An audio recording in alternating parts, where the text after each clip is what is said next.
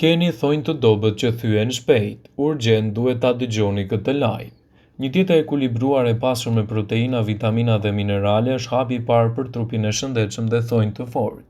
Thonjtë janë ndërtuar nga lloje të veçanta të proteinës të quajtur keratin. Në përgjithësi, kur vuani nga sindrome e thonjve të dobët, receta mund të jenë një zgjidhje, por problemi mund të qëndrojë tek ushqyerja. Ngrënia dhe shtimi i dozave të përditshme në disa ushqime mund të forcojë thonjën në mënyrë të natyrshme.